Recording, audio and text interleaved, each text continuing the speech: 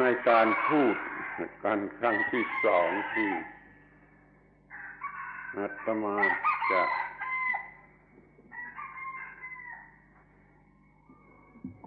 ซ้ำ repeat เรื่องปฏิจจสมุปบาทในส่วนที่เป็นหลักความจำแล้วก็จะเน้นในส่วนที่เป็นการคิดโดยเหตุผลให้เห็นชัดเจนยิ่งขึ้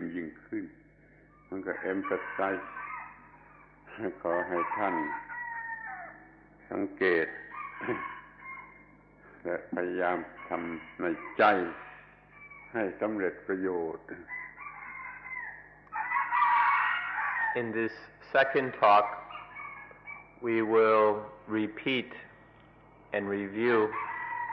Paticca Samuppada, dependent origination, and we will emphasize it from the perspective of a means of as something to reflect upon, to reason about, so that we understand it more and more precisely and thoroughly. การที่เรามาพูดกันเวลาอย่างนี้ซึ่งเป็นเวลานอนก็มีเหตุผลหรือว่าพูดอย่างอุปมานั่นก็ว่าน้ำชายังไม่ล้นถ้วยยังเติมอะไรลงไปได้ง่ายนี่จึงเหมาะที่จะมาพูดกันเวลาเช่นนี้จิตใจกำลังแจ่มใสกำลังจะเบิกบานเหมือนดอกไม้ที่มันจะเบิกบานขอให้อดทนนิดหน่อย That we are having a talk at this time of day, the time when most people are still asleep, is something very reasonable. If we explain it with a metaphor, we say that our teacups are not yet overflowing. The mind at this time is fresh, clear, bright. The mind is ready is open like a flower.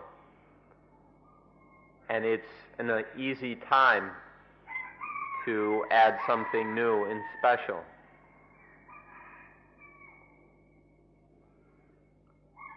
สิ่งที่จะต้องย้ำก็คือสิ่งแรกก็คือถ้อยคำพูด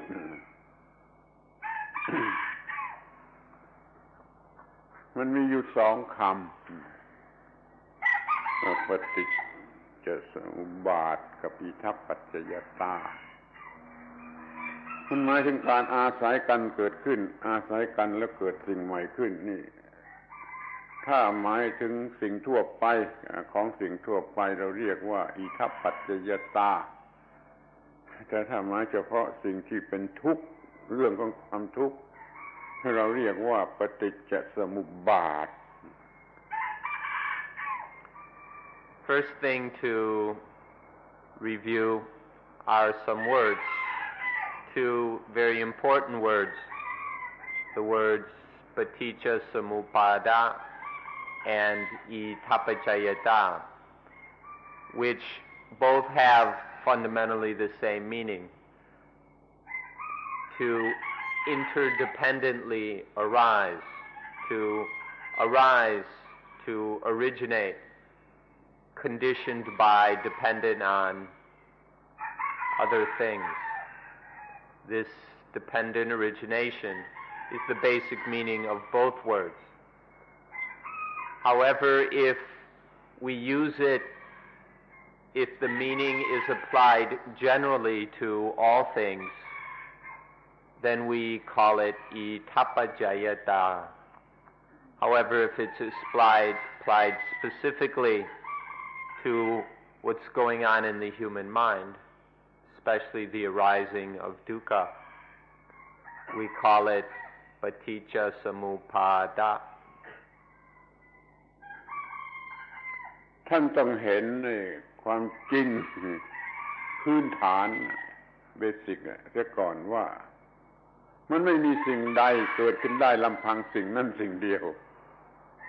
ลำพังสิ่งนั้นสิ่งเดียวเกิดไม่ได้มันต้องมีอีกสิ่งหนึ่งมาอาศัยกันเข้าแล้วก็เกิดสิ่งใหม่ออกมานี่ข้อที่มันต้องอาศัยกันแล้วเกิดขึ้นอาศัยกันแล้วเกิดขึ้นนี่เราเรียกว่า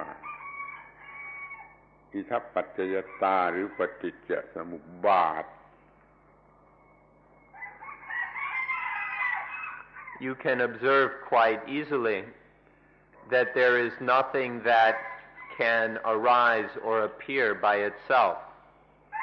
There isn't anything in this universe that appears all by itself. Everything must depend on at least one other thing, on something else,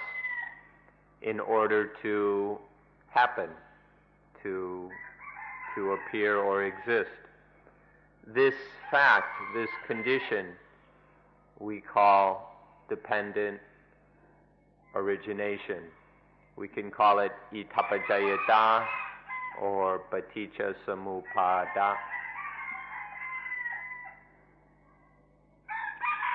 มันมีหลักเกณฑ์ตายตัวที่ว่า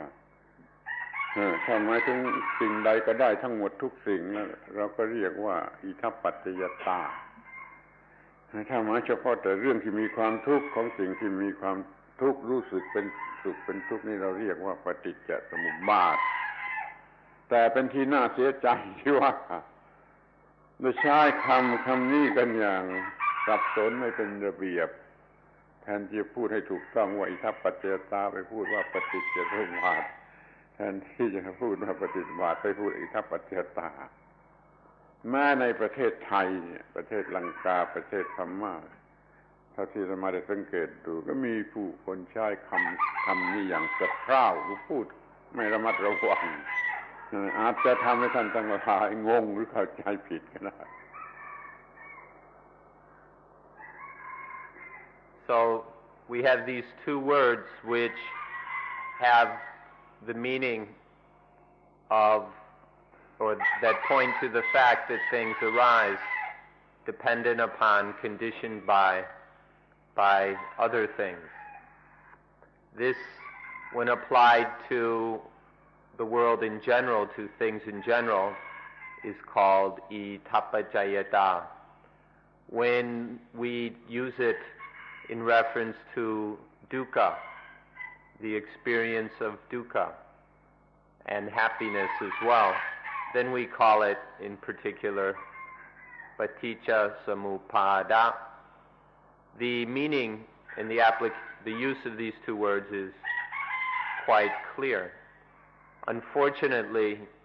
they are never used very clearly. Often the two are confused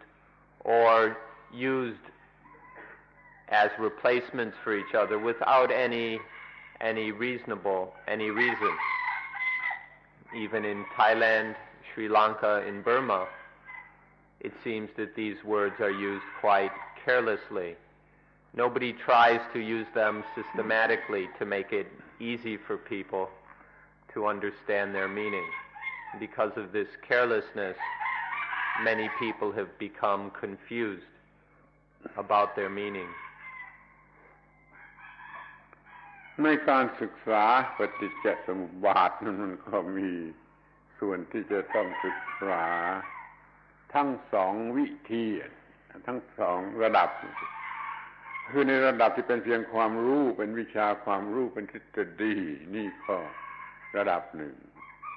และอีกระดับหนึ่งก็เป็นเรื่องปฏิบัติลงไปจริงๆเราจะต้องศึกษาให้แตกฉานทั้งสองระดับ Now, in order to understand paticca samuppada, there are two methods and levels for understanding it. The first level is the theoretical. It's to understand it theoretically, intellectually. The second level or approach is the practical, to actually see it as it occurs in life, in nature. So we must use both of these methods. We must understand it on both levels. And not just partially, we need to understand it thoroughly in both these ways. เราจะพูดกันในส่วนที่เป็นความรู้หรือเป็นวิชาความรู้เป็นทฤษฎีก่อนว่า ปฏิจจสมุปบาทกฎเกณฑ์อันนี้ให้มันเป็นกฎของธรรมชาติเป็นกฎของธรรมชาติคำว่ากฎหรือ law ในภาษาบาลีไปเรียกแต่ว่าธาตุ element นี่ก็มีแต่ว่าจะเรียกว่าธาตุหรือเรียกว่ากฎมันก็หมายถึงสิ่งเดียวกันแหละมันเป็นธาตุที่ตายตัวแล้วมันก็เลยเรียกว่ากฎมันจะมีกฎที่ว่าสิ่งทั้งปวงจะต้องเป็นไปตามกฎของปฏิจจสมุปบาทนี่ท่านทั้งหลายจงรู้จักปฏิจจสมุปบาทในฐานะที่เป็นกฎของธรรมชาตินี่จะเรียกว่าธาตุตามธรรมชาติชนิดพิเศษธาตุหนึ่งก็ได้เหมือนกัน We'll begin by looking at this in terms of knowledge, specifically theoretical knowledge. In this respect, first of all, we must understand that this paticca samuppada is the law of nature. This is the fundamental, basic law of nature. Here when we use the word law, in the Pali, we find the word dhatu, which can be translated element. But whether we call it element or law, the meaning is basically the same, the fundamental truth or reality, that everything happens in this way. Everything happens through conditionality, through dependent origination. The fact that everything must follow this natural law is something to be very aware of. เกี่ยวกับเรื่องนี้มันมีส่วนที่เราไม่ต้องรู้ก็ได้มันเป็นหลายส่วนในกันคือว่าสิ่งที่ทำให้เกิดกฎสิ่งที่ทำให้เกิดกฎเราไม่อาจจะรู้หรือเราไม่ต้องพยายามจะรู้ว่าสิ่งที่จะทำให้เกิดกฎนั่นคืออะไรจะเรียกเมาพระเจ้าก็ได้แล้วมันก็มีตัวกฎที่ได้เกิดขึ้นได้เกิดเป็นกฎอยู่แล้วมันยังจะต้องมีผู้บอกผู้สอนเรื่องกฎนั้นให้รู้ต่อกันไปข้อเท็จจริงที่มันอยู่ในปัจจุบันนี้มันก็มี3ชั้นอย่างนี้มันมีสิ่งที่ทำให้เกิดกฎเรารู้ไม่ได้แล้วก็มีตัวกฎซึ่งเราก็ยังรู้ไม่ได้อีกว่าเป็นอย่างไรจนกระทั่งมีผู้บอกผู้ค้นพบผู้เห็นกฎนี้แล้วเอามาบอกอีกทีหนึ่งเราจึงรู้กฎนี้แล้วเราก็ปฏิบัติตามได้มันมีอยู่เป็น3ชั้นอย่างนี้ In fact, there are a number of things, details and aspects of this that we really don't need to know. There are many that it's impossible for us to know, and we needn't waste our time trying to speculate about things we cannot know. For example, the question of where does this law come from? This is not within our ability to know. There's no way. that we can know this, so we needn't worry about it. And even then this law, for most of us, we don't know anything about it. We don't know what it is. We're not aware of such a law. But then there's the one who tells us about the law, who teaches about the law. And so the first one, the source of the law, that's not really important for us to know, and it's beyond our ability. The second one, the law itself, is something that few of us know anything about. But the third one, once we have been told about this law, once we have begun to understand it through being taught, then we can practice in line with and according with this law. ชาวคริสเตียนอาจจะรวมทั้งสามสิ่งนี้ไปอยู่ที่พระเจ้าคำเดียว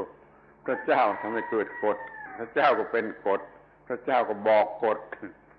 แต่ว่าชาวพุทธเราไม่ได้ถืออย่างนั้นมีไอ้สิ่งที่ให้เกิดกฎถึงเราก็ยังไม่ต้องรู้อะไรแล้วก็ตัวกฎว่าอย่างไร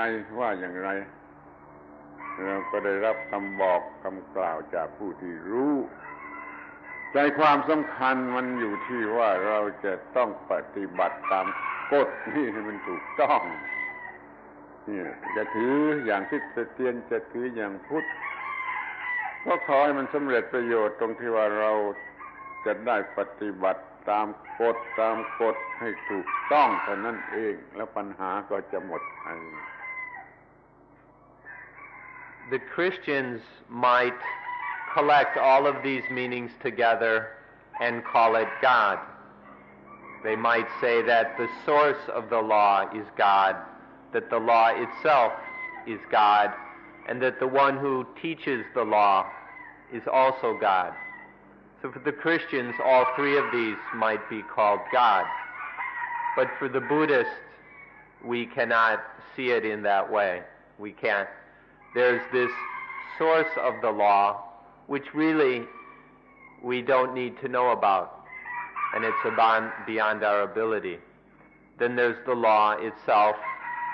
and then the one who teaches about the law.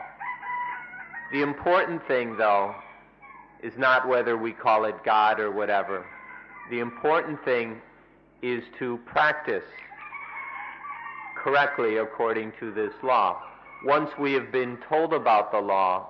if then we are able to practice correctly, then this is the important thing,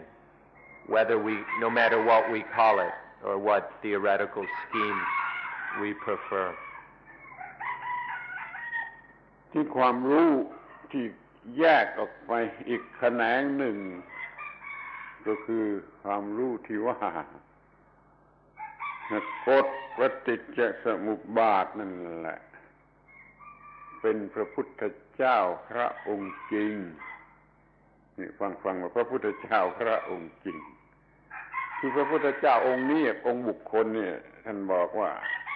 ผู้ใดเห็นธรรมผู้นั้นจึงจะเห็นฉันผู้ใดเห็นฉันผู้นั้นต้องเห็นธรรมผู้ใดเห็นธรรมผู้นั้นเห็นปฏิจจสมุปบาทผู้ใดเห็นปฏิจจสมุปบาทผู้นั้นเห็นธรรมผู้นั้นเห็นฉันคือต่อเมื่อเห็นปฏิจจสมุปบาทอย่างเรียนไล่มันจึงจะเห็นฉันคือเห็นพระพุทธเจ้านี่เห็นปฏิจจสมุปบาทก็คือเห็นพระพุทธเจ้าพระองค์จริง Another branch of understanding this is that to see dependent origination is to see the true Buddha. Gautama Buddha said, the Buddha said that he who sees the Dhamma sees me. He who sees me sees the Dhamma. And then later said that whoever sees paticca samuppada sees the Dhamma. Whoever sees the Dhamma sees paticca samuppada. Therefore, whoever sees dependent origination sees the Buddha. Whoever sees the Buddha sees dependent origination. We can't see one without the other. The only way to know the real Buddha is to realize dependent origination, not just know of it, but to truly realize it. Through this realization, one finally meets the true Buddha. ท่านทั้งหลายได้อ่านหนังสือพุทธประวัติมามากมายทั้งในแง่ที่เป็น historical เป็นบุคคลในประวัติศาสตร์ทั้งในแง่ที่เป็น legendary คือเป็นอย่างนิยายเป็นอย่างมิธลยีแต่ท่านก็ยังไม่รู้จักพระพุทธเจ้าพระองค์จริงได้หรอกจนกว่าท่านจะเห็นปฏิจจสมุปบาทท่านจึงจะเห็นพระพุทธเจ้าพระองค์จริงเราเรียกว่าพระองค์ธรรมพระองค์จริงเนี่ยพระองค์ธรรมธรรมะพระองค์บุคคลนี่ยังไม่ใช่พระองค์จริงแต่องค์บุคคลเนี่ยช่วยให้เรารู้จักพระองค์จริงมันเรื่องกันอยู่อย่างนี้ You all have read books about the Buddha. Some of you have read many books. But these are just books about the historical Buddha. And then there are the legendary books, the books full of myths and all kinds of stories and folk tales and things. But you have not seen the genuine Buddha. You haven't seen the real Buddha up until you have truly seen dependent origination. The difference is very, very important. Until we see dependent origination, we have just seen some historical or legendary Buddha. อาตมาขอโทษที่ขอโอกาสใช้คำพูดที่รุนแรงว่าพระพุทธเจ้าองค์ที่ฝรั่งยังไม่รู้จักแม้เขาจะอ่านพุทธประวัติมามากมายเขาก็ยังไม่รู้จักเพราะว่าท่านไม่ได้สนใจเรื่องปฏิจจสมุปบาทไม่เคยอ่านไม่เคยศึกษาที่จะมีความรู้เรื่องพระพุทธเจ้าพระองค์จริงก็ต่อเมื่อมีความรู้เรื่องปฏิจจสมุปบาทนี่เราเห็นเป็นเรื่องสำคัญที่ให้ท่านทั้งหลายศึกษาก่อนแต่ที่จะปฏิบัติธรรมะให้สูงขึ้นไป Now this real Buddha we can also call the Dhammic Buddha, the Buddha of Dhamma, not the personal historical Buddha. But of course the two are connected because the historical Buddha, the person, taught about and helps us to see the real Buddha, the Dhammic Buddha. Please forgive us that we speak a little bit too directly and crudely when we say that this is the Buddha that the white people, the Farang, don't know anything about. You white people have only heard about these historical Buddhas, these legendary Buddhas, but you don't know anything about the real Buddha. All the Europeans, Americans, and what have you have shown no interest in dependent origination, and so you don't have much of a clue about the real Buddha, the dependent origination. Forgive us for being so forward, but these are the facts. พระพุทธเจ้าพระองค์จริงเป็น eternal เลยไม่มีไล่ไม่มีประวัติสำหรับพระพุทธเจ้าพระองค์จริงพระพุทธเจ้าพระองค์คนเนี่ยเป็นชั่วคราวเป็น temporary เลยมีไล่เคยมีอะไรที่ทำให้เราศึกษาไล่บุตธะนั้นมันก็เป็นเรื่องของคนบุคคลคนหนึ่งในประวัติศาสตร์ถ้าเรารู้จักพระพุทธเจ้าพระองค์จริงเป็นนิรันดรแล้วก็นั่น จะเห็นว่าพระพุทธเจ้าเป็นอย่างไรแต่เห็นแต่พระพุทธเจ้าในประวัติศาสตร์มีประวัตินี่ยังไม่ใช่พระพุทธเจ้าที่ต้องการในที่นี้ที่จะต้องการให้ท่านรู้ The genuine Buddha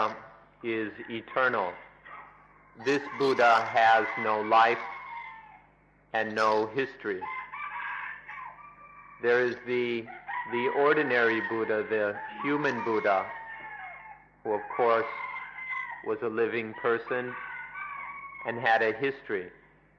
But all those stories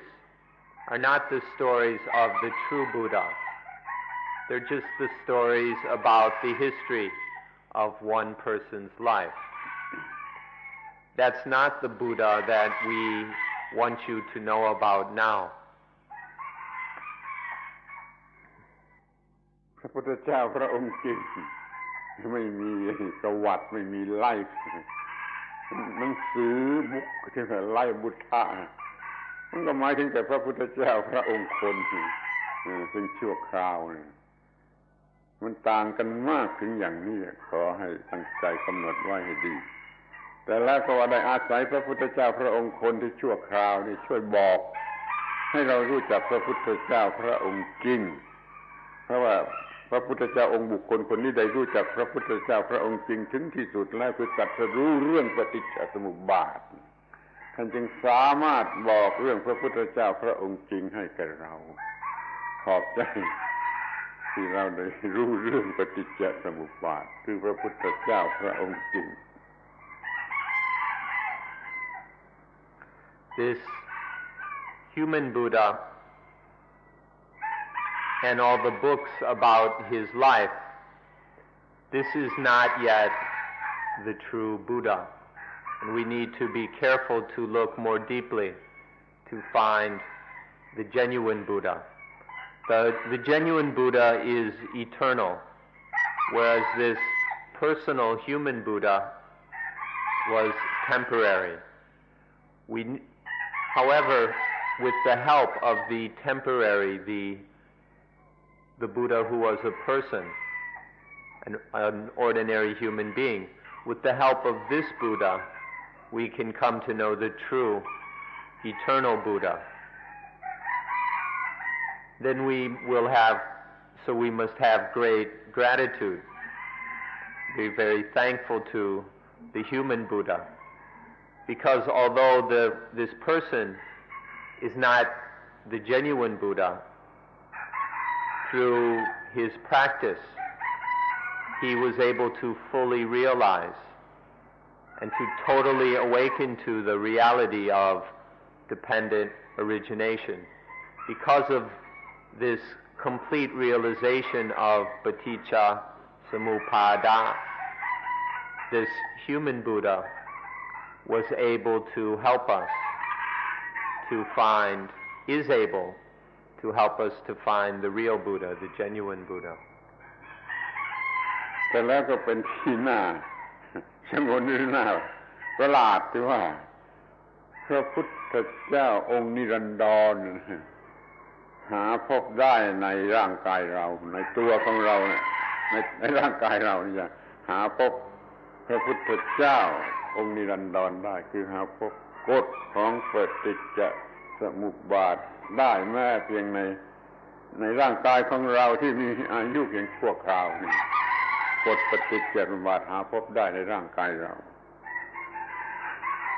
Nonetheless, it is amazing that we can find this law of dependent origination within our own bodies. This eternal law of nature can be found within these temporary bodies.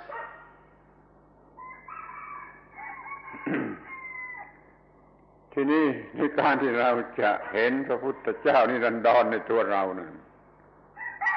เราต้องปฏิบัติมีมาถึงการปฏิบัติที่ต้องปฏิบัติปฏิจจสมุปบาทเราเห็นแจ้งชัดในกฎของปฏิจจสมุปบาทโดยการปฏิบัติ ไม่ใช่โดยการเล่าเรียนอย่างธรรมดานี่พยายามปฏิบัติดูแล้วก็จะมีความรู้รู้แจ้งเนี่ยเพิ่มขึ้นแล้วก็มีคำกล่าวที่ว่าเราก็เป็นพระพุทธเจ้าชนิดหนึ่งเป็นอนุพุทธะคือเป็นพระพุทธเจ้าที่รู้ตามพระพุทธเจ้าพระองค์จริงไปในระดับที่เป็นอนุพุทธะ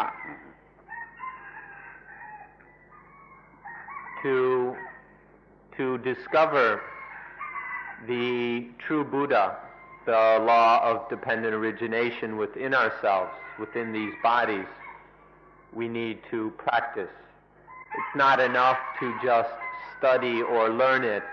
in the ordinary typical sense, but we've come now to practice, and we must practice dependent origination if we are to realize it within ourselves. When we practice this law of dependent origination until fully realizing it, then we become a Buddha as well. This is a different sort of Buddha. When we have found this eternal Buddha within ourselves, we become Anu Buddha, which means the Buddha who is awakened after or following the historical Buddha. ทีนี้เราก็จะพูดกันถึงส่วนที่เป็นการปฏิบัติปฏิจจสมุปบาทส่วนทฤษฎีพูดไปแล้วจึงก็มาพูดกันถึงส่วนที่เป็นการปฏิบัติ Now we'll talk about the practice aspect of dependent origination. The theoretical aspects have been discussed already. จุดตั้งต้นถึงเรื่องปฏิบัติรู้และเพื่อปฏิบัตินี่ ABC ของการปฏิบัตินี่เราจะต้องรู้เรื่องตาหูจมูกลิ้นกายใจให้ถูกต้อง The starting point, the beginning of our practice of Paticca Samuppada, or the ABCs of our practice, is that we must know and understand the eyes, ears, nose, tongue, body, and mind. ท่านอาจจะโกรธก็ได้หรือไม่ชอบเมื่อจะมีใครมาพูดว่าท่านยังไม่รู้จักโดยแท้จริง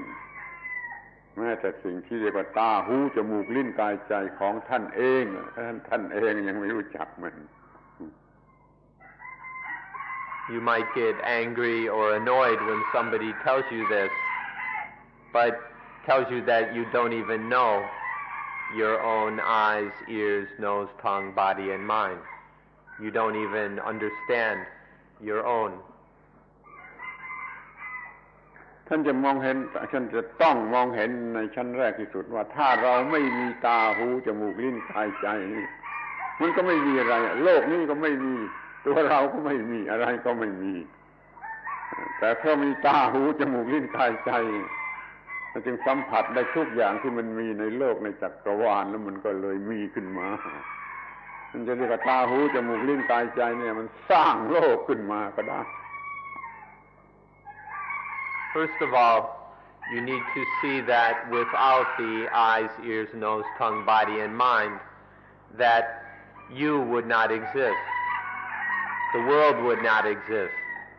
Without the eyes, ears, nose, tongue, body, and mind, nothing would exist. But once we have these eyes, ears, nose, tongue, body, and mind, then everything can exist. You can exist, the world, the universe can exist. So we can say that the eyes, ears, nose, tongue, body, and mind create the world. ทีนี้ความจริง มันมีอยู่ว่าถ้าเราไม่รู้จักตาหูจมูกลิ้นกายใจของเราให้ถูกต้องหรือว่าเราควบคุมมันไม่ได้มันก็สร้างขึ้นมาแต่สิ่งที่ผิดไปทั้งนั้นแล้วเต็มไปด้วยปัญหาเต็มไปด้วยความทุกข์ถ้าเราไม่รู้จักมันให้ถูกต้อง A very crucial fact here is that if we don't understand the eyes, ears, nose, tongue, body, and mind correctly, and if we don't know how to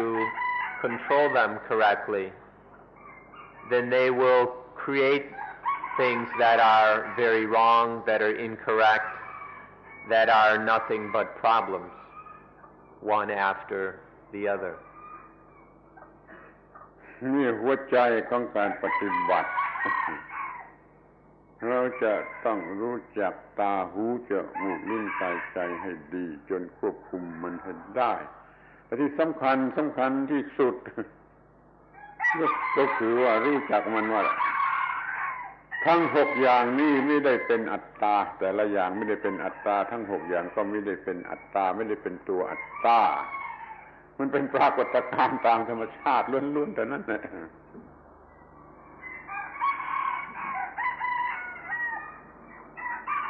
So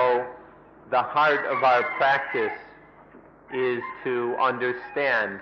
the eyes, ears, nose, tongue, body, and mind, and then be able to control them so that they don't cause any problems. To do this, we need to see that the eyes, ears, nose, tongue, body, and mind are anatta, are not self. That none of these are me, are I,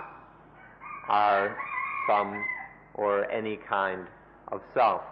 They're merely phenomena arising naturally. The eyes, ears, nose, tongue, body, and mind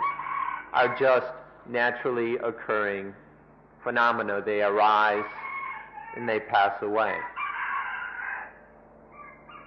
ที่เห็นที่ตัวอย่างที่เห็นได้ง่ายๆเมื่อตาเห็นรูปโดยระบบประสาทที่ตาท่านก็ว่าฉันเห็นรูปเมื่อหูได้ยินเสียงโดยระบบประสาทของหูท่านก็ว่าฉันได้ยินเสียงเมื่อจมูกได้กลิ่นก็ฉันได้กลิ่นเมื่อลิ้นได้รสก็ฉันรู้รสฉันได้รสอร่อยหรือเมื่อได้รับสัมผัสทางผิวหนังทั่วๆไปก็ฉันได้รับไปสัมผัสทัชเหล่านี้แล้วเมื่อจิตมันคิดได้ตามธรรมชาติของจิตก็ว่าฉันคิดได้นี่คือข้อที่เรายังไม่รู้จักตาหูจมูกลิ้นกายใจของเราโดยถูกต้องโดยแท้จริงเอามาเป็นฉันเอามาเป็นอัตตา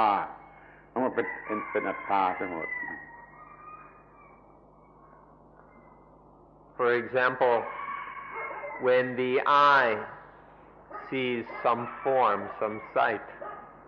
when just because of the stimulation of the visual system, the visual part of the nervous system, when this is stimulated by some sight or form, then we say, I see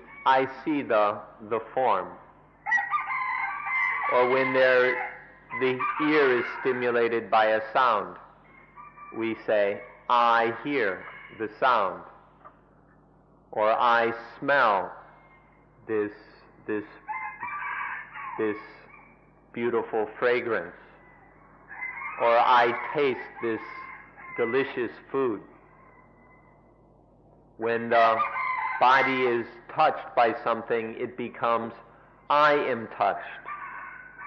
And when there is thought, when thought stimulates the mind, then it becomes, I think. This is how we are misunderstanding even this most basic aspect of life. Whenever we see or hear something, it's taken to be I see it. We take it to be atta, to be, we regard it all as self, as I and me. This is how we're deluded right from the very start. ท่านอาจจะมองเห็นได้เองว่ามันต่างกันมากต่างกันอย่างลิบลับคือถ้าเรารู้สึกว่าตาเห็นหูได้ยินจมูกได้กลิ่นอย่างนี้เป็นต้นกับที่จะรู้สึกว่าฉันเห็นฉันได้ยินฉันได้กลิ่นฉันมันต่างกันมากถ้าเข้าใจผิดเป็นฉันได้ยินแล้วก็ฉันเห็นฉันได้ยินฉันในทุกอย่างนี่ปฏิจจสมุปบาทฝ่ายความทุกข์มันจะเกิดขึ้นมาทันทีแต่ถ้าเพียงแต่ตาเห็นหูได้ยินจมูกได้กลิ่นนี่ยังมันจะไม่เกิดปฏิจจสมุปบาทฝ่ายความทุกข์มันเกิดอิทัปปัจจยตาตามธรรมชาติที่ยังไม่ให้ความทุกข์อะไรมันต่างกันมากอย่างตรงกันข้ามทีเดียว If you wish, you'll be able to find out, to see that these are totally different. Between the I seeing a form and me seeing the form is totally different. When I see the form, when I hear the sound, when I smell the fragrance, when I taste, when I touch, when I think, then the dependent origination of dukkha arises instantly. When it's I, then dukkha is dependently originated. But when it's just the eye sees the form, the ear hears the sound, the nose smells the fragrance, the tongue tastes the flavor, the body feels the touch, and the mind thinks the thought, the difference is complete. One, we're deluded and it all happens incorrectly and becomes the immediate dependent origination of dukkha. But on the other, there's just itapajayata, the natural flow of itapajayata.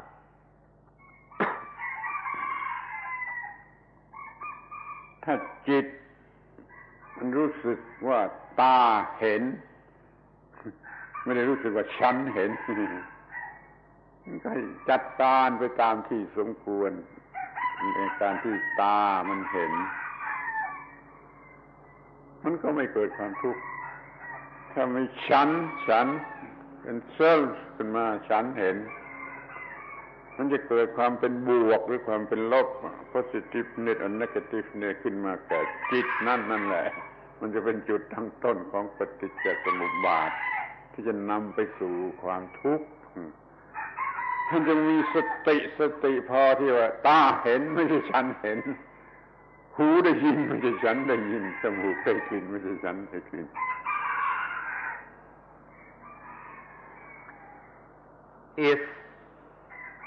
If it is just the eye sees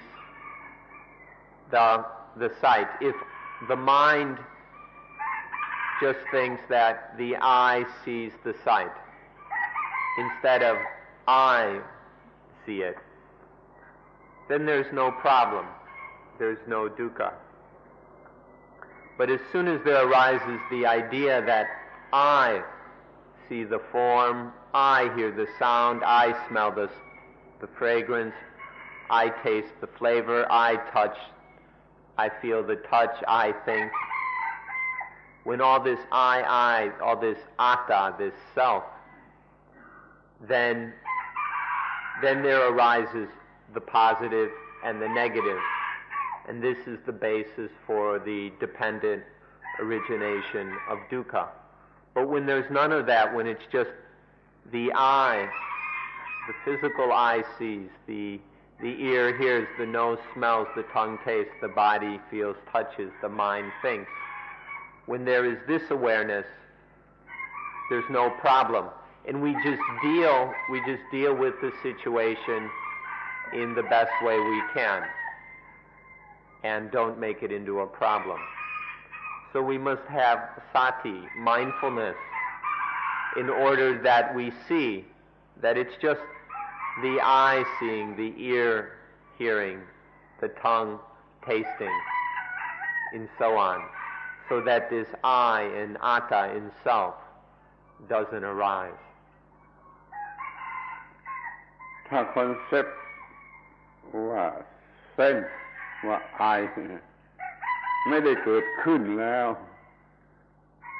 ความรู้สึกเป็นโพสิทีฟเป็นเนกาทีฟก็จะไม่อาจจะมีเดี๋ยวนี้มันไปมีไอฉันเส้น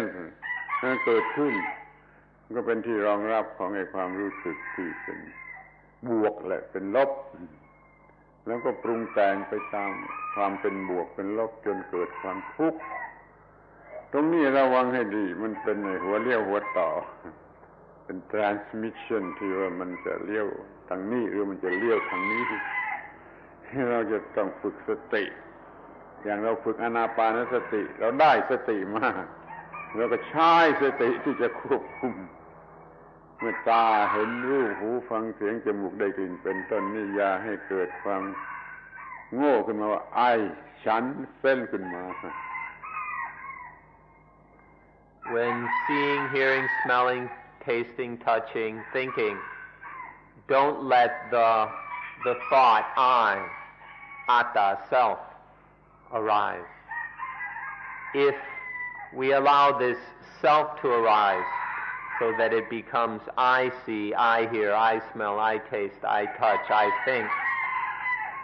then this is the basis for the arising of positive and negative, positiveness and negativeness. And this positiveness and negativeness grows and becomes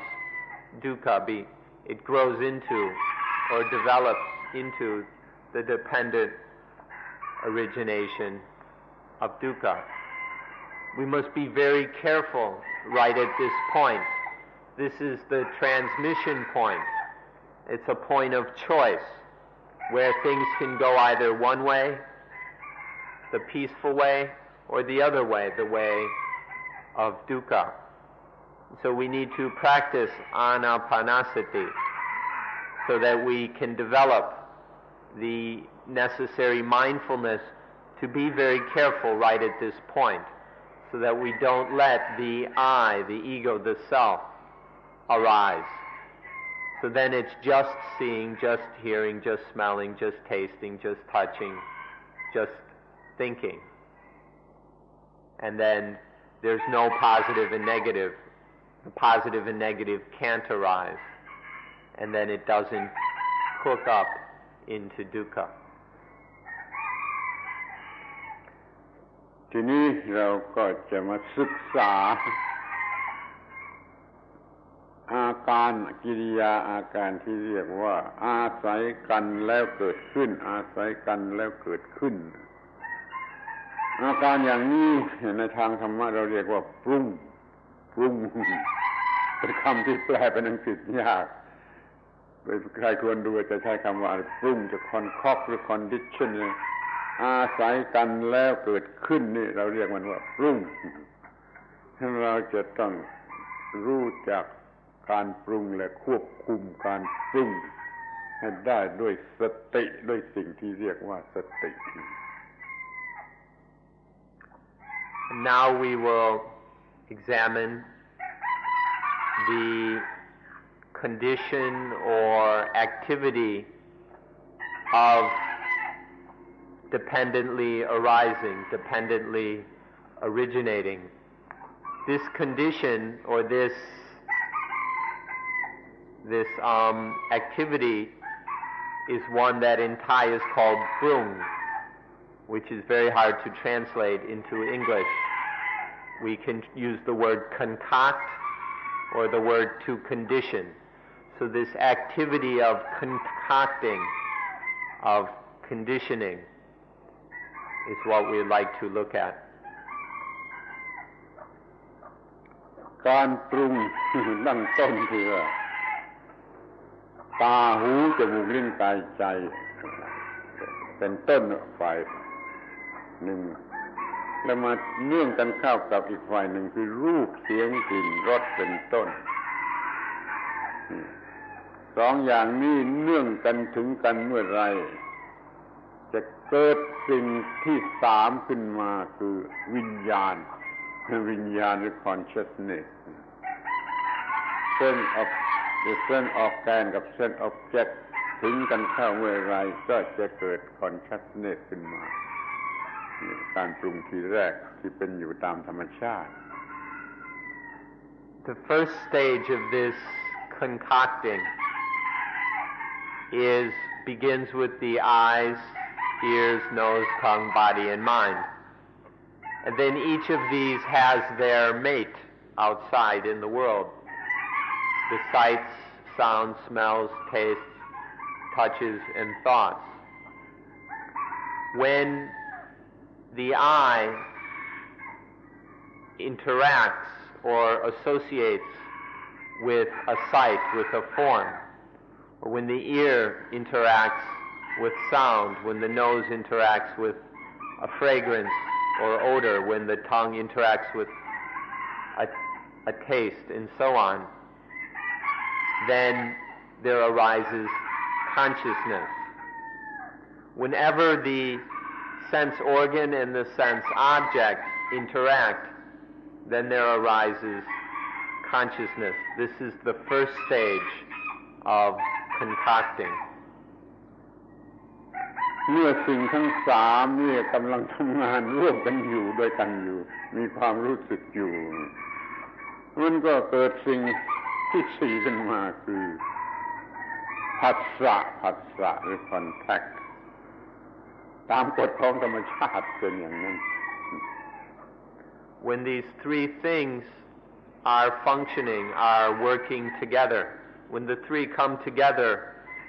and there's experience of these three together, there arises a fourth thing, which we call patsa or contact. This is the next stage of concocting.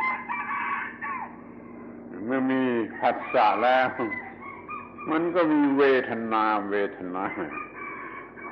ซึ่งเป็นที่ตั้งแห่งความเป็นบวกหรือความเป็นลบก็เกิดขึ้นเป็นเวทนา When there is this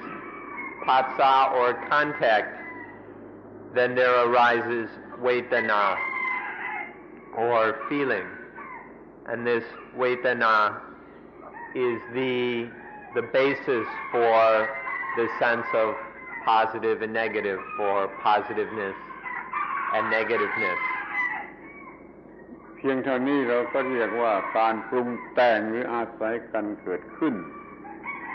ในระดับอายตนะsense organ sense object นี้เรียกว่าอายตนะการปรุงแต่งในระดับอายตนะมันจะมีผลถึงเวทนาอย่างนี้ Just this is called concocting, or the activity of concocting, that is specifically the concocting associated with the ayatana, the sense organs, and the sense objects. With this concocting of the sense organs and sense objects, this leads to the arising of vedana, of feeling. ทีนี้ก็มาเปรียบดูสำหรับบุคคลที่มีความรู้สึกว่าอัตตาตัวตนเขาเอาตาหูจมูกอันนี้เป็นตัวตนที่จะเป็นผู้เห็นผู้ได้ยินแล้วก็จะเอารูปที่เห็นเอาเสียงที่ได้ยินเอารสที่ได้ลิ้มมาเป็นของตนมันก็เกิดเป็นตัวตนเป็นของตนแล้วก็เกิดวิญญาณเป็นผู้รู้สึกเนี่ยเป็นอัตตาเป็นเส้นเป็นอัตตาเป็นโซลอะไรขึ้นมามันก็เป็นตัวตนแล้วก็เป็นผัสสะของตนเป็นเวทนาของตนมันบ้าเลยมันบ้าใหญ่ไปจนเป็นตนไปหมด มันไม่ใช่สักว่าเป็นไปตามกฎของธรรมชาติ Now let's compare it with the ignorant person in whom there is self and ego. When the eye sees the form, the ear hears the sound, and so on, it all becomes self. The eye, ear, nose, tongue, body, and mind are taken to be self, to be me, to be I. And then the sights, sounds, smells, tastes, touches, and thoughts are taken to be mind. My sight, my sounds, my smells, my tastes, my touches, my thoughts. And then when the consciousness arises, the consciousness is taken to be self, to be ego, to be the I. Then patsa contact in feeling are taken to be mind. So the whole thing is full of me and mine. Everything is regarded as me and mine in the case of the ignorant person. การปรุงแต่งอย่างนี้ระบบนี้เราเรียกว่าการปรุงแต่งระบบอายตนะเป็นระบบแรกทีนี้ก็มาถึงระบบสองที่สองถัดไปเป็นการปรุงแต่งระบบจิตเมื่อมีเวทนาแล้วมันก็ทำให้เกิดความรู้สึกอยากหรือต้องการด้วยอำนาจความไม่รู้เดี๋ยวนี้เรายังไม่มีความรู้นี่ยังโง่อยู่เวทนาก็โง่อยู่ก็เกิดความอยากหรือความต้องการที่โง่เรียกว่าตัณหาหรือเครฟวิ่งหรือดีไซน์แล้วก็แล้วแต่จะเรียกแต่ต้องให้รู้ว่ามันเป็นความอยากที่โง่เพราะมันคิดว่ามีตัวกู้เป็นผู้อยากรู้ตัวกู้เป็นผู้รู้สึกเวทนาและตัวกู้เป็นผู้มีตัณหาเป็นผู้อยากถ้ามีตัณหาแล้วมันก็มีความยึดมั่นสิ่งที่อยากหรือสิ่งที่ได้มาเรียกว่าอุปาทานอุปาดานะ attachment การปรุงแต่งตั้งแต่เวทนาตัณหาถึงอุปาทานนี่เรียกว่ามันปรุงแต่งในระบบจิตหรือความคิดหรือคอนเซ็ปต์ต่างๆ We've been talking now about the ayatana, the sensory level of conditioning, the conditioning of the senses and things directly associated with that. So this is the sensual system of concocting. Now let's look at the mental system of concocting, the concocting of the mind. When there is feeling, then tanha arises. Tanha is desire through the power of ignorance. Remember that this is happening to the person who doesn't know, the ignorant one. And so this feeling is ignorant. It happens in ignorance. And so the desire that arises due to that feeling is also ignorant. When there is this ignorant desire, this tanha, this craving or thirst, then it is taken to be I. If I contact, if the contact is mine, if the sensual contact is experienced by me, and if the feeling is mine, well then the desire must be mine.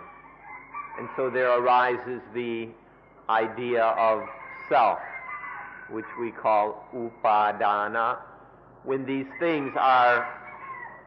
the concept of I and mine regarding all these things is called attachment or upadana. So from beginning with the sensual system of concocting, then there arises tanha, and then there arises upadana. This latter system of concocting is of the mind. This means the concocting of thought, of concepts. So the first system is, or aspect, is sensual, and now this is conceptual. This is the conceptual system being concocted. ทีนี้ก็มาถึงระบบที่สามระบบการปรุงแต่งของอุปาทานระบบการปรุงแต่งของอุปาทานหรือความโง่มีอุปาทานยึดมั่นถือมั่นแล้วมันก็จะมีความพร้อมที่จะมีความเกิดใหม่becoming หรือพบภาวะ becoming นี่คือความพร้อมที่จะเกิดเหมือนกับมันตั้งครรภ์แก่มีครรภ์แก่มันพร้อมที่จะเกิดมันเป็นภพแล้วก็มันมีความเกิดนี่เกิดทาง spiritual นี่เกิดทางจิตนี่เรียกว่าชาติเบิดมันก็คือความเกิดขึ้นแห่งสิ่งที่เรียกว่าตัวตนหรือของตนตัวกูหรือของกูเต็มขนาดเต็มเปี่ยม 100% นี่เรียกว่าชาติตัวกูก็เกิดขึ้นมาอย่างเต็มเปี่ยมทางภายนอกออกมา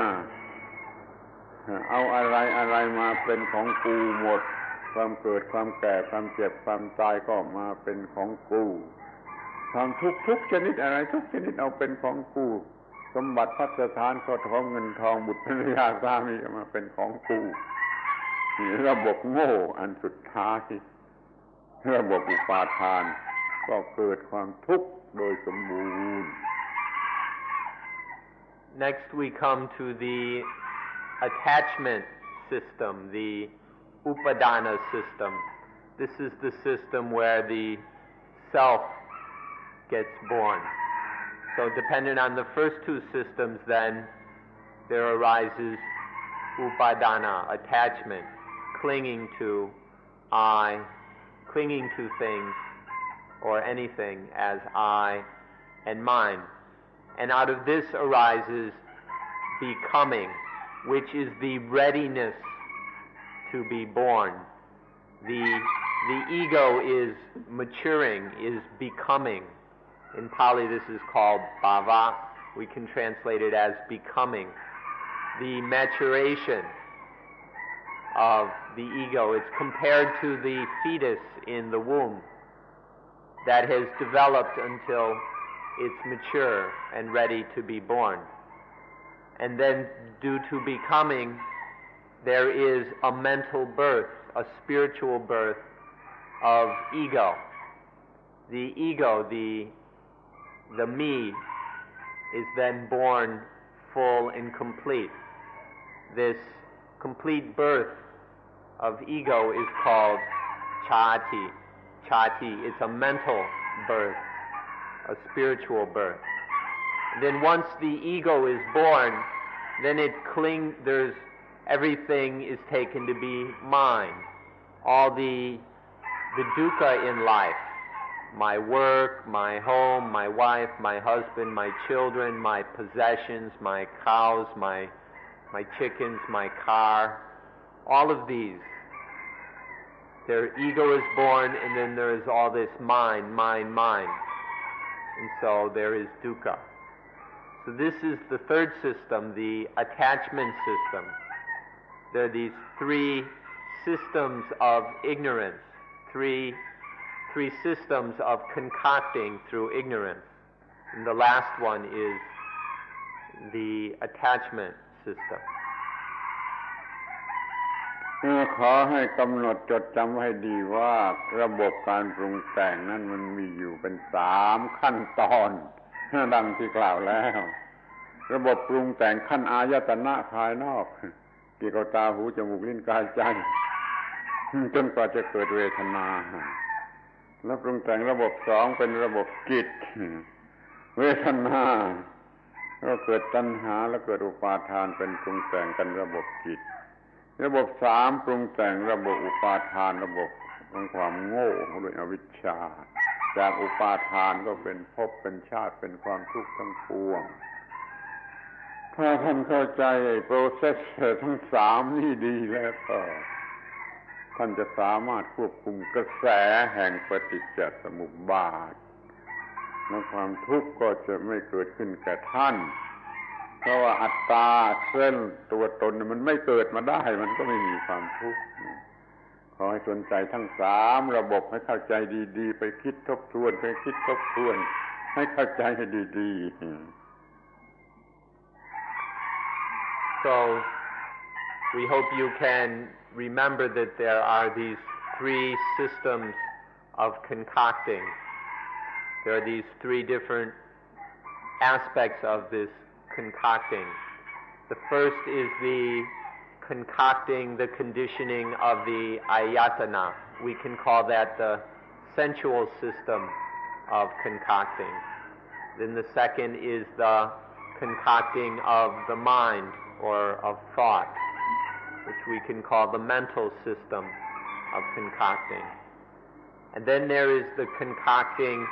The first one leads up to the concocting of feeling. And then the mental system of concocting leads to the arising of upadana. And then this is the basis for the third system, which we can call the egoistic system of concocting. The concocting of attachment, of becoming, of birth, and of all the forms of dukkha. In this egoistic concocting through ignorance, all kinds of I in mind are born, and then all the dukkha that comes with this. If you can thoroughly understand all three systems of this process, understand this entire process made up of these three systems, then you will be able to live life, to experience things without giving rise to the atta. If you realize how this process occurs, then you will not experience life as atta, as self, as I in mind, and then no dukkha will occur. เดี๋ยวนี้เรามีความรู้สำหรับจะปฏิบัติเพียงพอแล้วทีนี้เราก็จะลงมือปฏิบัติโดยตรง So now we have sufficient understanding to practice, and it's time to get down to the practice. สิ่งนั้นคือการมีสติทันเวลาสติมาทันเวลาเราฝึกว่าอย่างดีว่าอย่างมากว่าอย่างคล่องแคล่วก็อย่างเร็วที่สุดสติให้มาทันเวลานั่นเป็นตัวการปฏิบัติ The practice is to have mindfulness on time, in time. For there to be sati, in time sati, that is quick enough, fast enough, strong enough, flexible enough, active enough, sufficient. When sati is there on time, in time, this is the practice. ในระบบที่หนึ่งคือการปรุงแต่งของอายตนะเป็นลำดับมาจนถึงผัสสะจนถึงเวทนาแล้วก็มีสติมาทันเวลาในขณะแห่งผัสสะมันก็ไม่โง่ไม่หลงว่าผัสสะของเราหรือเราทำผัสสะเวทนาเกิดขึ้นก็ไม่ใช่เวทนาของเราหรือเราเสวยเวทนานี่มันก็ไม่มีตัวตนเกิดขึ้นในการปรุงแต่งระบบอายตนะระบบอายตนะทั้งหมดจะไม่มีโอกาสเกิดตัวตน When the sense organs and sense objects interact and there arises patsa or contact, if there is mindfulness on time right there at that contact, then contact is not taken to be mine or me. And then if feeling arises, there is mindfulness right there at the feeling, and it's not taken to be self, to be atta. So in this way, the sensual system of concocting doesn't occur. It's not because of mindfulness. None of this is taken to be self, to be I or mine. ที่ในระบบปรุงแต่งทางจิตขั้นที่สองในตอนนี้มันจะมีอาการที่เรียกว่า perceive บ้าง conceive บ้างถ้าสติมาทันเวลาโอ้ไม่ใช่ฉันไม่ใช่กูที่ perceive ที่ conceive ให้เกิด concept ต่างๆมันไม่ใช่กูมันเป็นการปรุงแต่งตามธรรมชาติมันตัวกูมันก็มีได้เกิดขึ้นในระยะที่มีการปรุงแต่งทางจิตรอดตัวไป In this next system, the mental system of concocting, there is both what we can call perceiving and what we can call conceiving. And here, if there is mindfulness,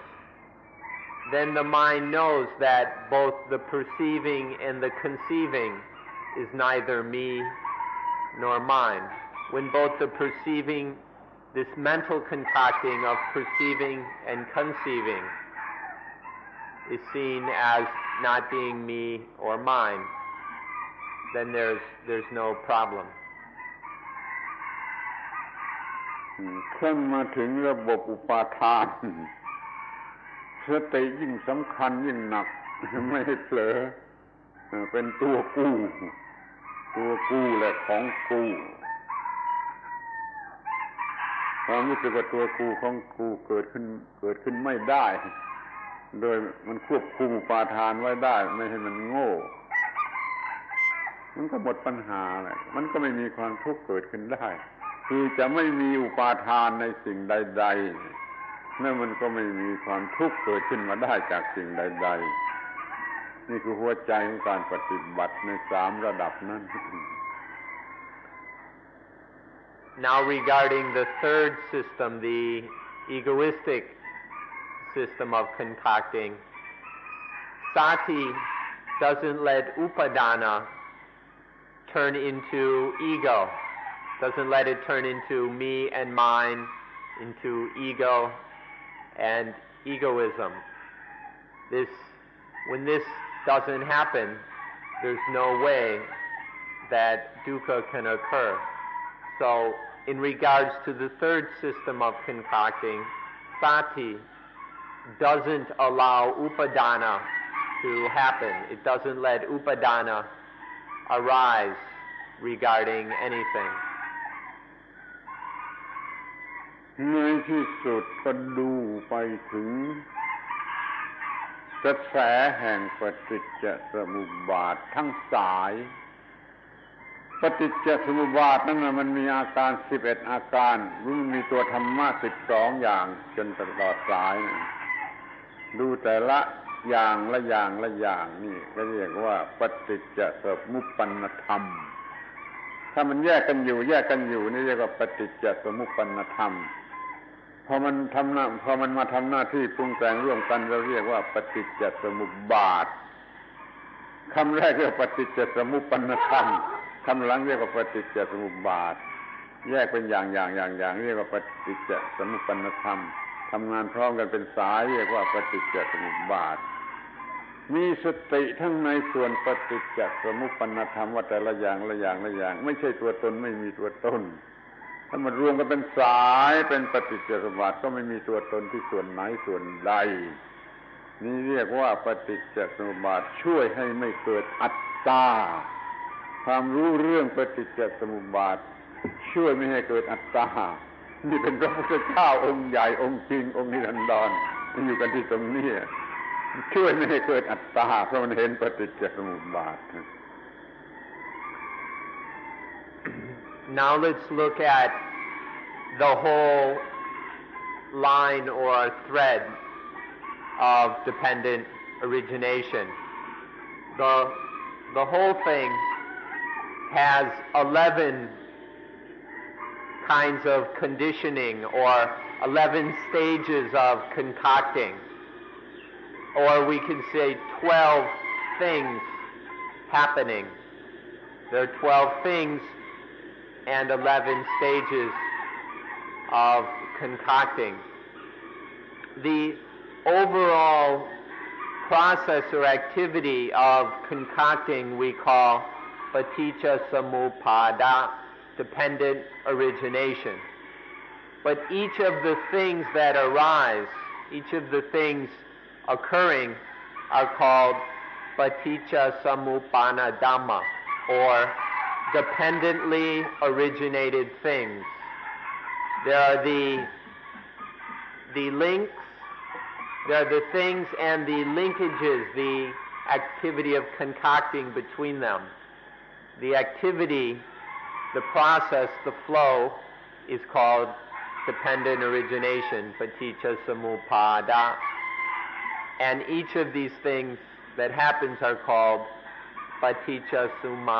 samuppana dhamma. If there is mindfulness of each of these dependently originated things, if there is mindfulness, then none of them is taken to be I or mine. And if there is mindfulness of the entire process or flow of dependent origination, then there is no way that atta can be born. There's no way that the self can arise. So being mindful of each individual step will prevent us from attaching to them. And mindfulness of the activity and process, the overall process, does not let the self be born. So this is how the knowledge and understanding of dependent origination prevents atta, prevents the self, the soul idea, from being born.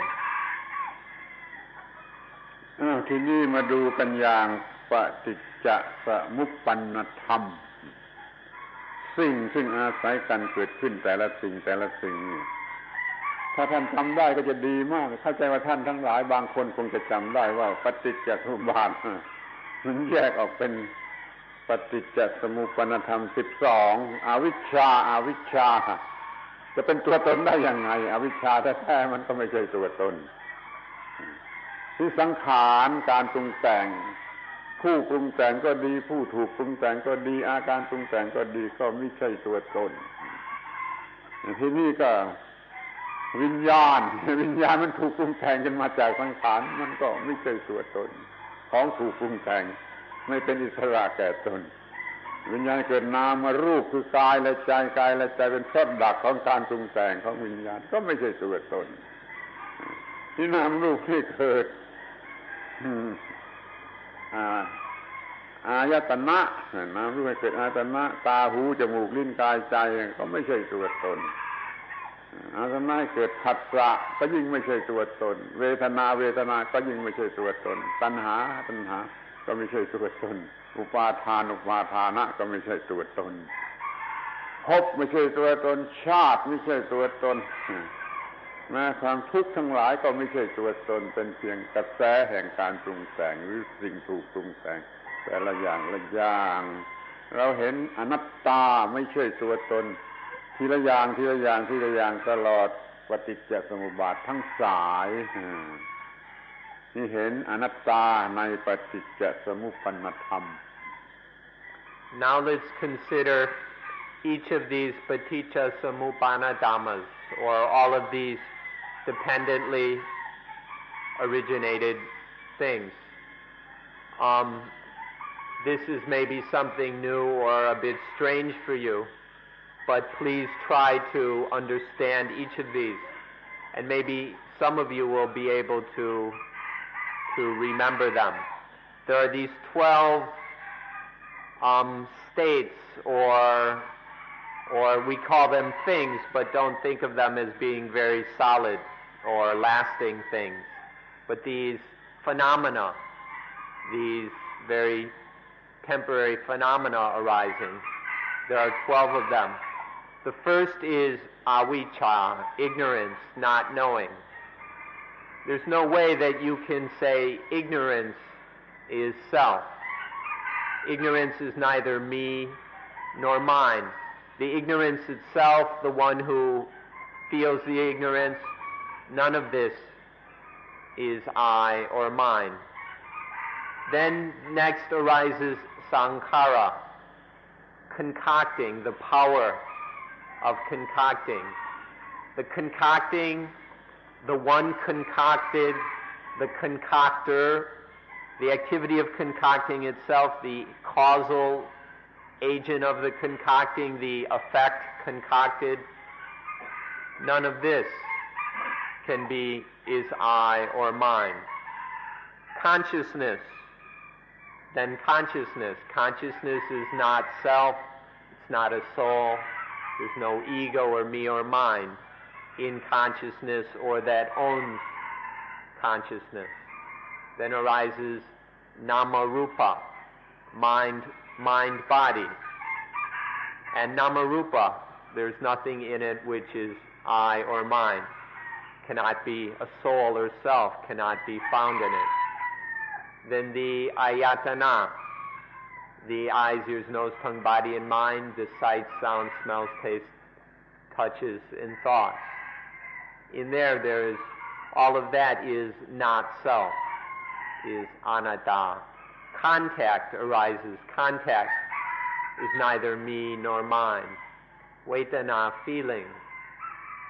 is neither me nor mine. Then tanha, the ignorant desire, the craving. There is no me or mine to be found. Upadana, the clinging to things, is I and mine. Even in that clinging, that condition of clinging, there is nothing which is me or mine. Bhava, the becoming, the development of the ego. Chati, the birth of ego. Even when the ego is born, it is not me or mine. There's no self. That ego is not self. The concept I am is not self. And then all the forms of dukkha, of conflict, of pain, that arise because of ego birth. None of that dukkha is self. So if we observe, if we go study the entire flow or process of dependent origination, we see that each of these conditions, each of these temporary phenomena, all these paticca samuppanna dhamma, are not self. This is called seeing anatta in the 12 paticca samuppanna dhammas. เมื่อแต่ละอย่างแต่ละสิ่งมันไม่ใช่อัตตาแล้วทั้งหมดมันก็เป็นอัตตาไปไม่ได้อย่าเข้าใจไปว่าไม่ใช่อัตตาแต่มารวมกันหมดแล้วจะเป็นอัตตาอย่างนี้ก็เป็นไปไม่ได้เพราะว่าแต่ละอย่างมันเป็นเพียงปรากฏการณ์ของธรรมชาติเท่านั้นมันปฏิจจสมุปปนธรรมก็ดีไม่มีอัตตาปฏิจจสมุปบาททั้งหลายก็ดีมันก็ไม่ใช่อัตตานี่เราจะต้องเห็นกันถึงขนาดนี้ When each of these paticca samuppanna dhammas are not self, there's just no way that the whole thing can be a self. When each of these 12 dependently originated things are not self, you can't just go and lump it all together and think you've got a self. So we need to be able to see that each of these links, each of these phenomena, as well as the entire flow and process, are anatta. We must practice until we genuinely see that all of these are not self. ต่อไปนี้ก็จะดูกันถึงประโยชน์อานิสงส์ที่เราจะได้รับจากความรู้และการปฏิบัติเรื่องปฏิจจสมุปบาท Next we will take a look at the anisong, the benefits or advantages of seeing that all of the dependently originated things and the dependent origination are not self. เราควบคุมไม่ให้เกิดความรู้สึกผิดความคิดผิดเห็นผิดว่าอัตตานั่นเกิดขึ้นมาได้ในชีวิตประจำวันไม่ว่าจะเป็นตอนไหนของปฏิจจสมุปบาทไม่อาจจะเกิดอัตตาเพราะมันก็ไม่มีของหนักภาระหนักไอ้ภาระหนักทั้งหลายมันไปรวมอยู่ที่ตัวกูหรือของกูเมื่อเราไม่อาจจะเกิดความรู้สึกว่าตัวกูว่าของกูมันก็ไม่มีทางที่จะเกิดภาระหนักแก่จิตใจนี่เรียกว่ามันฟรีจิตใจมันฟรีมันฉลาดมันก็สามารถทำอะไรได้ดีคือไม่ได้ทำด้วยความโง่เราสามารถดำเนินชีวิตอย่างฉลาดแล้วก็ทำอะไรได้ดีไม่มีความทุกข์และชีวิตนี้ไม่เป็นของหนักข้อนี้สำคัญไม่เป็นของหนักนี่ไปดูเถอะ First, when in ordinary lives, through mindfulness and understanding the dependent origination, when none of these phenomena, no matter which stage of dependent origination, when none of them are clung to as atta, as self, as soul, as me, as ego, then when no self or ego can arise, then life is not heavy. There is nothing burdensome. We're talking about everyday ordinary life. There is nothing heavy, burdensome, or difficult. When there's nothing weighing down upon life, making it heavy, then life is free. And when we are free, there's this lightness and freshness. There is intelligence. We're able to do what we need to do because there's this freedom. There's nothing heavy weighing down upon, oppressing life. When we realize that in all of this dependent origination, there is nothing which is a self, which is me, which is a soul. Then it's all light, free, there's no burdens, no problems in ordinary daily life. คำว่าไม่มีของหนักไม่มีภาระหนักนั่นแหละมันเป็นคำเดียวกับคำว่าไม่กัดเจ้าของเมื่อใดมีความยึดถือว่าตัวตนเป็นภาระหนักขึ้นมาเมื่อนั้นชีวิตนั้นจะกัดเจ้าของมันจะกัดเจ้าของคือมีความทุกข์ชีวิตกัดเจ้าของอยู่ตลอดเวลาเพราะว่าเราไม่รู้เรื่องนี้มันให้เกิดอัตตาตัวตนขึ้นมาเดี๋ยวมีความรักเดี๋ยวมีความโกรธเดี๋ยวมีความเกลียดมีความกลัวความตื่นเต้นอิจฉาสารพัดอย่างทั้งหมดนี้มันกัดเจ้าของเพราะว่าไปมีตัวตนขึ้นมาความหนักนั่นแหละมันกัดเจ้าของเดี๋ยวนี้ชีวิตไม่มีความหนักชีวิตนี้ไม่กัดเจ้าของ When we say life is heavy or life has burdens, this means the same thing as when we say life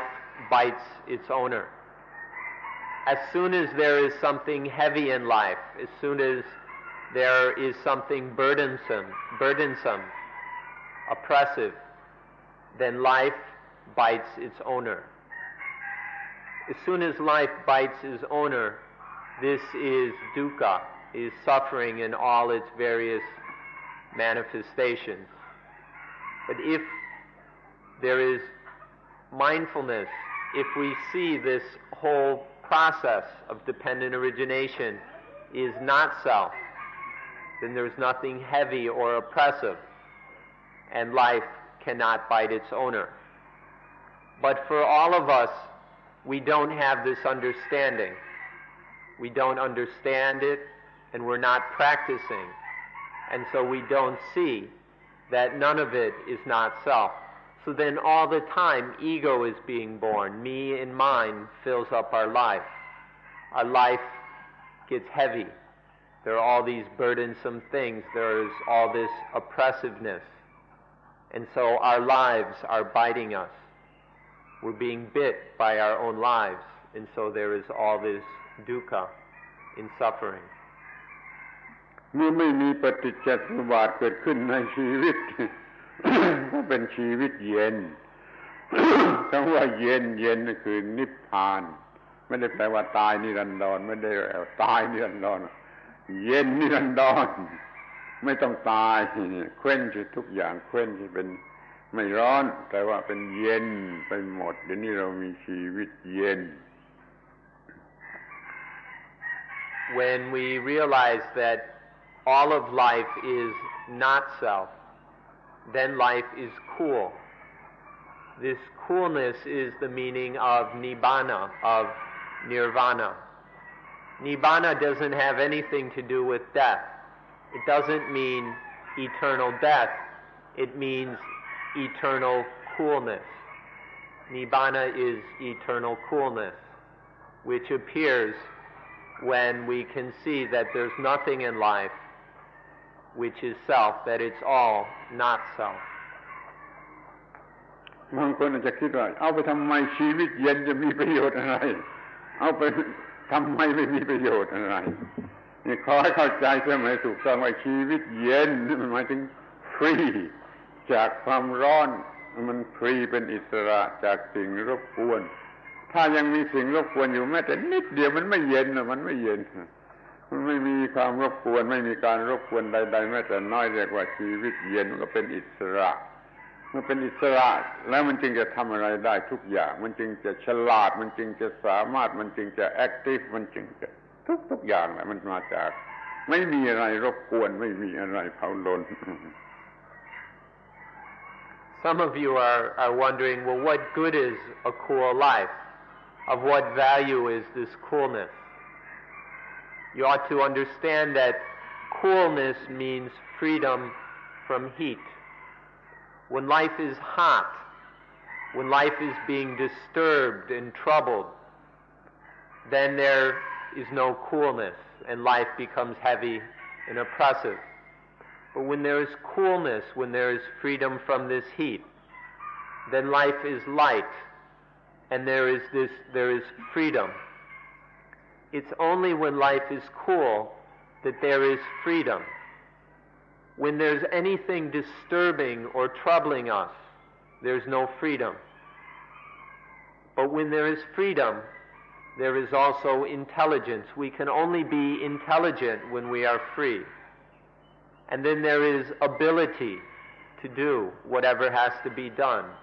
There is peacefulness, there is coolness, there is this freedom. This is the benefit. This is how good it is to be cool. Otherwise, we're unable to really do anything unless we are cool. มีคำที่จะจำควรจะจำไว้สัก3 คำว่าสะอาด สะอาดไม่สกปรกแล้วก็สว่างสว่างไม่มืดแล้วก็สงบสงบคือเป็นสุขเย็นเป็นสะอาดสว่างสงบท่านไปหาความหมายของคำ3 คำนี้ให้พอให้ลึกให้มากพอเถอะก็จะชอบใจชีวิตเย็นชีวิตเย็น There are 3 words which you ought to remember. The 3 C's. The first is clean, the mind that isn't stained by anything filthy. Then clear, the mind that isn't dark or dim, and then calmness, the mind that is at peace, which has a genuinely peaceful joy. You ought to investigate these three words, clean, clear, calm, until you discover their most profound meanings. And then you'll be very appreciative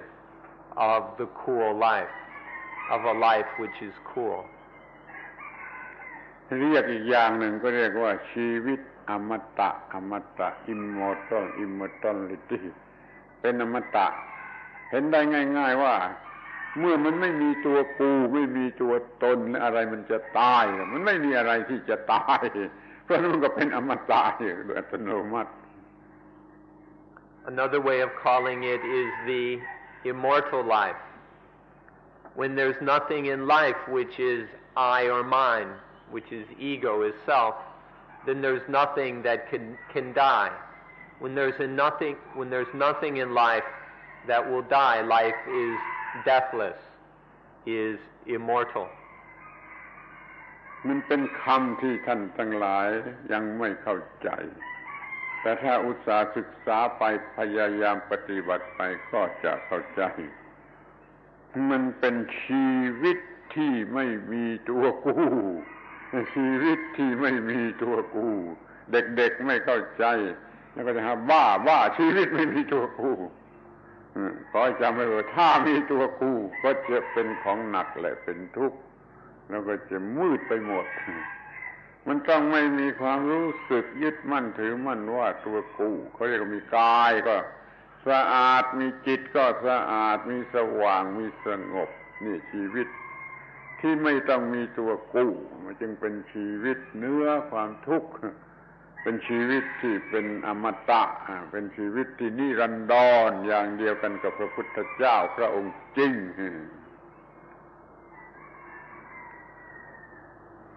Another way of this way of talking about life is something that you don't yet understand. You don't yet understand it, but if you investigate it, if you practice it, you'll begin to truly understand these things, not just have some ideas, but really understand this deeply in our hearts. When we say that it's the life where there's no me, a life without me, children don't understand this. You don't understand this, but if you really investigate it, if you really practice, you can begin to understand it. When life is based in me, when life is full of me, then there's all this clinging to things as me and mine, as ego and egoism. And then life is full of dukkha, of pain and suffering. But when we see that the life without me, who can understand this? Can you conceive of life without you, life without the me? If we can discover this, if we really understand life without me, we see that it is free, it's fresh, it's cool. There's absolutely no dukkha in this life. When there is this life without me, without dukkha, then this is the eternal life. This is the immortal life. And so this is the same as the eternity and immortality of the genuine Buddha. ชีวิตที่มีตัวกูนั้นเป็นชีวิตบ้าไปน้อยๆแล้วบ้าถึงที่สุดก็ต้องไปอยู่ที่โรงพยาบาลบ้าชีวิตที่มีตัวกูเป็นชีวิตบ้าชีวิตที่ไม่มีตัวกูมันเป็นชีวิตที่สงบที่เย็นไม่เป็นบ้าและความรู้เรื่องปฏิจจสมุปบาทนี่แหละมันจะช่วยให้ไม่มีตัวกูในชีวิตไม่มีตัวกูในชีวิตขอบคุณปฏิจจสมุปบาทที่ทำให้ไม่มีชีวิตบ้ามีแต่ความสงบเย็น The life with me the life of ego is insane. It's just a bunch of lunacy. When there's this life with me, this life of me and mine, then we're just crazy. And so many of us end up going to psychiatrists and psychotherapists, taking drugs, going to and ending up in mental institutions, because the life of me,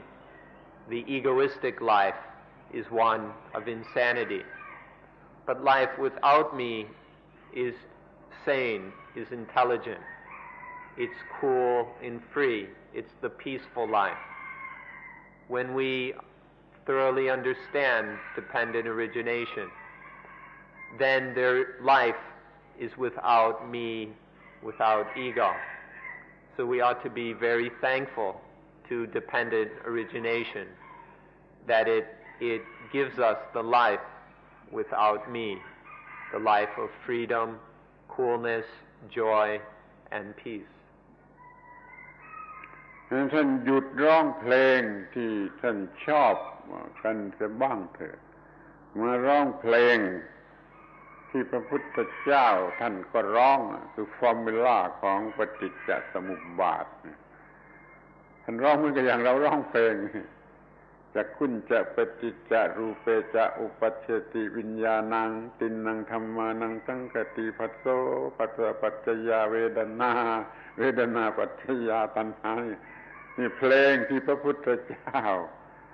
ท่านร้องคือฟอร์มูล่าของปฏิจจสมุปบาทนั่นเองคุ้มค่าอย่าเห็นว่ายากลำบากคุ้มค่าร้องกันได้จะคุ้มค่า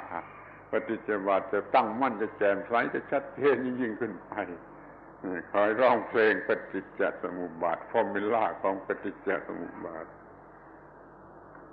Why don't you quit singing some of the songs that you like and instead sing the song that the Buddha liked to sing? The song which the Buddha sung was the formula of dependent origination. อาจารย์จะร้องอีกทีร้องเลยจักขุนจะปฏิจจารูเปจะอุปัชชติวิญญาณังตินนังธัมมานังสังคติภัสโสภัสสะปัจจยาเวดนาเวดนาปัจจยาตัณหาตัณหาปัจจยาอุปาดานังอุปาดานปัจจยาภโวภวปัจจยาญาติญาติปัจจยาสัพเพสุขาสัมภวันตินี่เพลงที่พระพุทธเจ้าท่านแม้พระพุทธเจ้าท่านก็ร้องเวลาที่ท่านจะสบายออกเหมือนเราร้องเพลง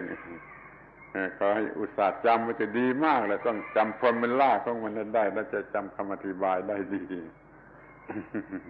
This is the song that the Buddha would sing sometimes when he was on his own, feeling calm and peaceful. He would sing this song to himself the way that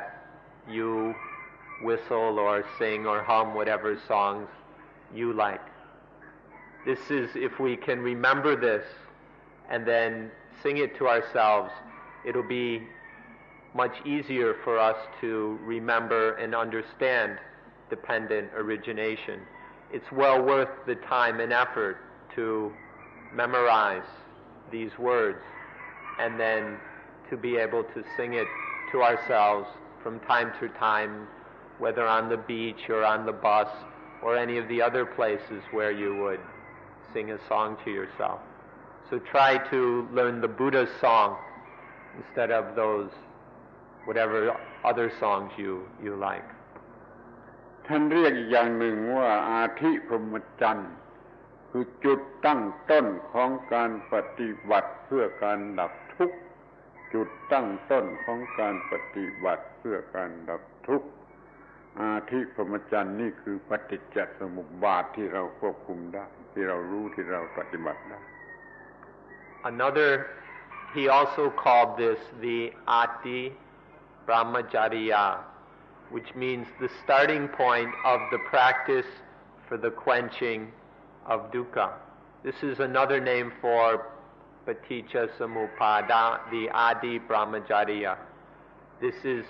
the dependent origination that we can control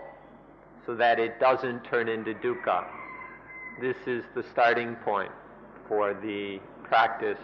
of quenching dukkha. ชีวิตที่มีตัวกูมีของกูนั่นน่ะมันหนักมันอุ้ยอ้ายมันคล้ำซี่มันหลายอย่างชีวิตที่ไม่มีตัวกูมันแอคทีฟที่สุดมันไวที่สุดมันเร็วที่สุดที่มันจะปฏิบัติหน้าที่ที่ควรจะปฏิบัติขอท่านทั้งหลายมีความคล่องแคล่วในการมีสติควบคุมปฏิจจสมุปบาทแล้วท่านก็จะมีชีวิตที่แอคทีฟที่สุด The life of me, the life of ego, is clumsy, is foolish, stupid, awkward, slow, and heavy, and all kinds of other things like that. Life without me is free. It's light, it's flexible, it's fluid, it's natural, spontaneous. So we ought to find out how to practice dependent origination so that we can have this life of freedom and peace without me. ขอบพระคุณเป็นอย่างยิ่งที่ท่านทั้งหลายเป็นผู้ฟังที่ดีด้วยความอดทนเกือบ2 ชั่วโมงแล้วขอบคุณแล้วก็หวังว่าท่านทั้งหลายจะใช้ปฏิจจสมุปบาทให้เป็นประโยชน์ได้ตามสมควรแก่การปฏิบัติของท่านขอยุติการบรรยายในวันนี้ไว้เพียงเท่านี้ And finally, thank you all for being good listeners. You've been listening for almost 2 hours, and we thank you for your patience and kindness. We hope that you will be able to practice in line with dependent origination according to your needs and abilities. Thank you, and that's all for today. ปิดประชุม The meeting is closed.